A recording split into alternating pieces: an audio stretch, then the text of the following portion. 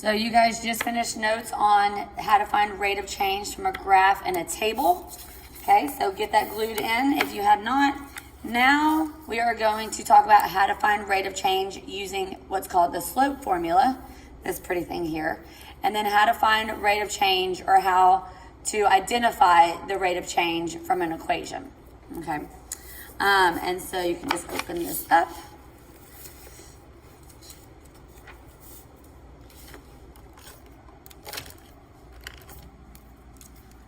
Okay, so at the top here, since the slope formula is on the front of the page, I'll just write it on the inside of here again. So slope formula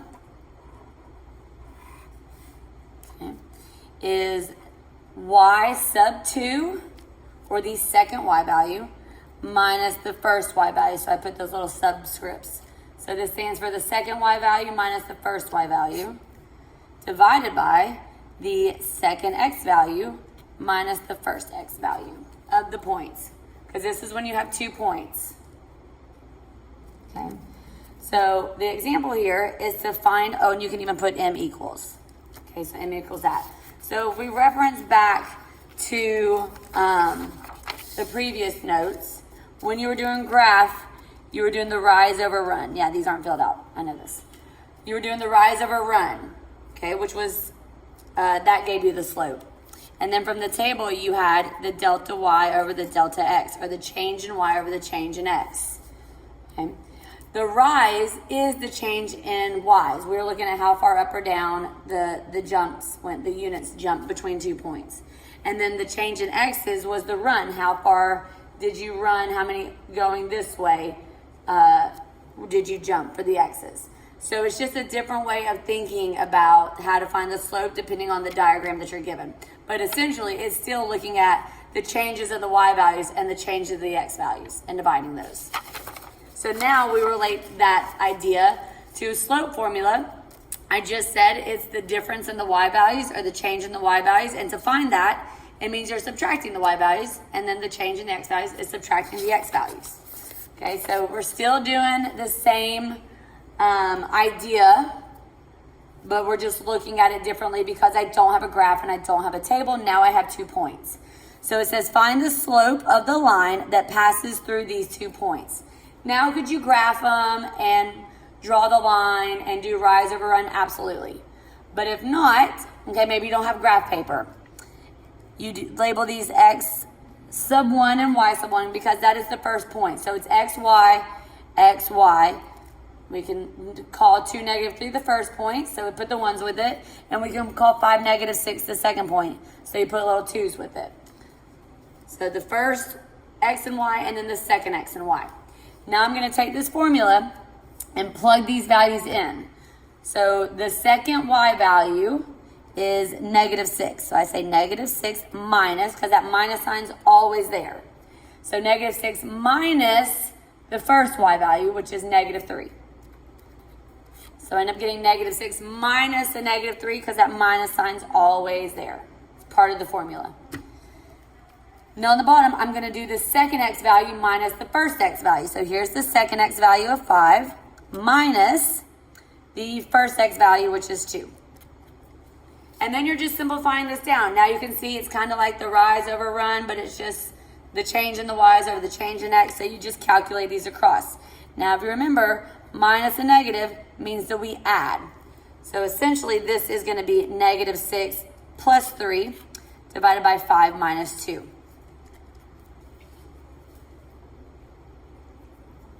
Okay. Oh, let me make sure up here. Some of you all do not like to label because you don't like to write more than I want you to.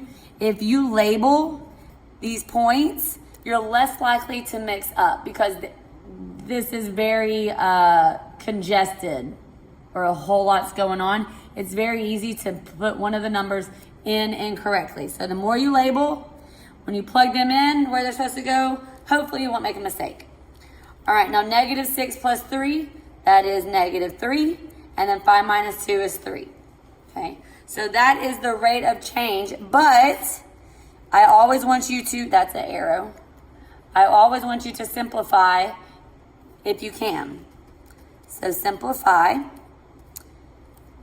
negative 3 over 3, you simplify that down. Well, negative 3 divided by 3 is just negative 1. Okay, so that right there, that is the rate of change, or you can say that's the slope. Okay, because this is a line, so it's going to have a constant rate of change, which is called a slope. You could think of negative 1, or you could think of it as negative 1 over 1. And you can see that it has a rise of negative 1, meaning that it's going to go down 1, and then a run of 1 over 1. So the points between 2 points is going to go down 1 over 1, down 1 over 1, down 1 over 1 to make that line. Okay, but since I don't have a graph, I could just calculate the difference between the 2 points by subtracting the y values, subtracting the x values, and dividing, making sure you're putting the y's on the top and the x's on the bottom. Is that the bus? No. Okay. So that is the rate of change or the slope. Either way, you could say just negative 1. If you wanted to put as negative 1 over 1, whichever. Those mean the same thing. Negative 1 divided by 1 is just negative 1. Okay, that integer number, that positive or negative number. All right, now the last way to find rate of change. Sometimes you are given an equation, or you have to write it in an equation, or it'll give you an equation and it'll say what is the slope or what is the y-intercept, and you have to be able to pick apart the equation to know which values are which. Okay, so this is the equation of a linear function. This markers. Nope, I missed the trash can. Oh my gosh, I don't have another 100 green marker. Let's see. Oh, yeah.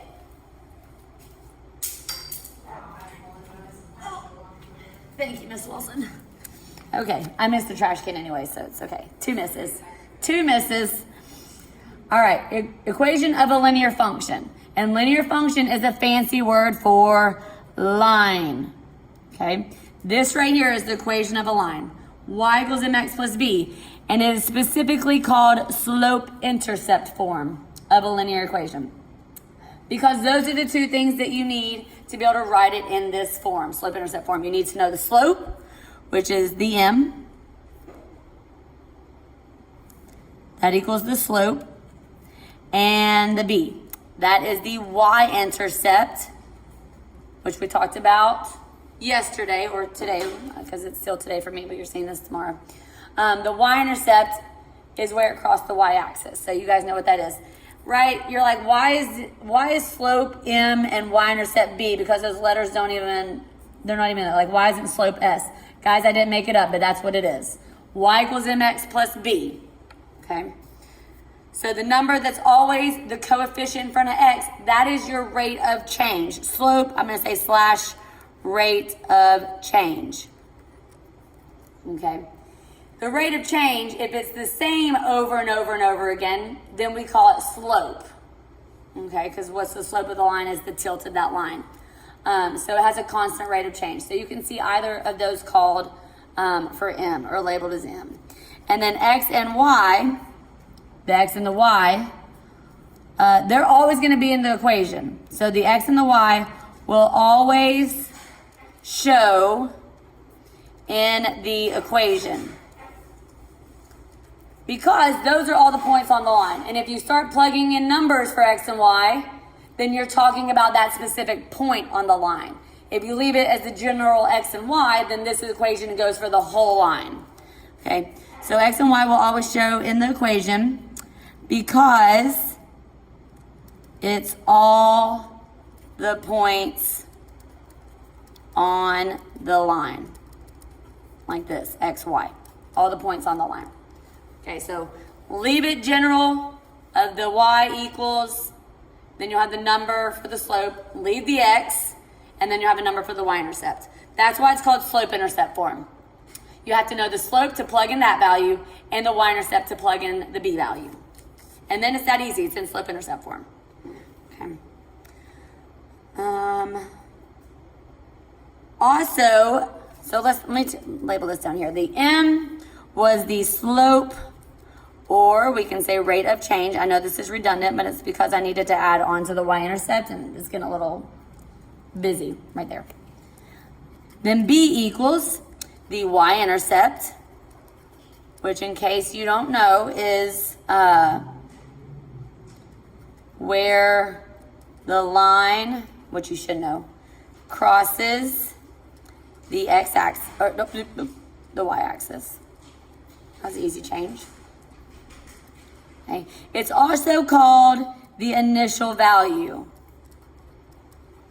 Okay, because it's when x equals 0. Okay, before any time has passed or whatever's on the x-axis, before any seconds has passed, days, whatever the units are, that's the initial value because that's where you would start at on the y-axis. No time has passed yet. So when x equals 0, you might hear referred to the y-intercept. If it's just like basic skill problem, if it's an application word problem, they may say initial value because they're talking about like the initial value of a gym membership or the initial value of the cost of something or how much money you had in the bank. That's the initial value you start out with. They're not going to say the y-intercept unless it's just a basic skill problem where I'm like, what's the y-intercept? Okay, not applicable to anything. Okay, so now we've broken down what the actual equation is and how to label and understand the portions of the m and the b and the x and the y. So down here are some examples. It says find the rate of change. We're also going to list out the y-intercepts. Okay, so we'll say, and we're going to do the y-intercepts. Okay, that's my abbreviation for y-intercept. Y-I-N-T. Okay, so all of these are in slope-intercept form. All right. Y equals mx plus b. Maybe we write that down here again. Y equals mx plus b. Okay. So the m value is the slope, and it is just the number in front of x, not x. Let me zoom in. Fold this. Okay. So it's -2. Or you could say -2/1 if you wanted to say it goes down 2/1, down 2/1 for the rise. And then the y-intercept is 5. You're like, that's really easy. Yeah, it's already easy because it's in slope-intercept form. Okay. Now number 2, the slope equals just the 1/4. Okay. Don't tell me the slope is 1/4 x because the x is the coordinate of the point on the line. But the slope is 1/4. So if you want to think about rise over run, that means from point to point it would go up 1/4, up 1/4, and you plot those points. In between each point, it goes up 1/4 units. The y-intercept is a -3. Okay, so if it was a positive 5, it's 5. If it's a negative number, then it's the negative. So that means that graph crosses down at -3 on the y-axis. Now number 3 here, yes, I did try to throw you off a little bit because it doesn't have the y, the m, the x, and the b all shown. Okay, so if I said, what is the slope? Hopefully, you know that there's that understood 1 in front of the x. So don't tell me the slope is x. The slope is 1, or 1/1. The y-intercept, what's the number that's out here that we don't see? Don't say there's not one. There is a number we could put out there that won't change that, and that's +0. So the y-intercept is 0. If a line passes through the origin at 0, 0, you guys learned this last year, that is called a proportional graph. If it passed through the origin,